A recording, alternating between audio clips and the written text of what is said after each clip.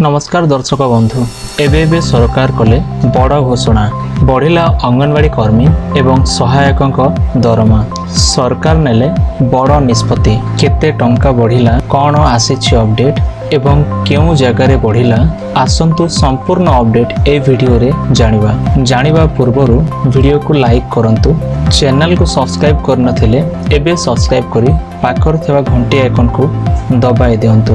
अंगनवाड़ी कर्मी एवं सहायकों पई आसिला बड़ खुशी खबर। अंगनवाड़ी कर्मी एवं सहायकों दरमा वृद्धि करिसंती सरकार।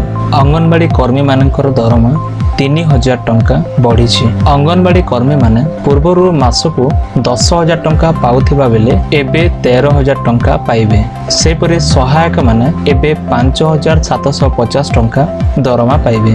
एथि सहित प्रति वर्ष अंगनवाड़ी कर्मी दरमा 1,000 टंका एवं सहायक दरमा 500 टंका वृद्धि करा जिवो। सूचना मुताबक मध्य प्रदेश सरकार एपरि एक बड़ निष्पत्ति नेछंती। तेणु केबे ओडिशा सरकार एपरि एक निष्पत्ति नेबे सेतपई समस्त अपेक्षा कर रहिसंती। मुख्यमंत्री शिवराज चौहान को अध्यक्षता रे अनुष्ठित ए बैठक रे एही निष्पत्ति निया जायछि। मुख्यमंत्रीकर एही घोषणा रे राज्य रे 97,135 अंगनवाड़ी कर्मी और सहायकंकर फायदा होई परिबो। निकट रे केंद्र सरकार लॉन्च करिथिबा लाडली बहन योजना माध्यम रे मध्य अंगनवाड़ी कर्मी माने उपकृत हेबे। जहाँकि अपडेट आसुथिबा मुताबक मध्य प्रदेश सरकार अंगनवाड़ी कर्मी और सहायक दरमा वृद्धि करिसंती। तेणु ओडिशा रे एही नियम नवा सरकार गठन हेबा परे लागू करा जियो बोली सूचना मिलिछि। आउ एहा सहित अवसर ग्रहण करिबा परे अंगनवाड़ी कर्मी और सहायक को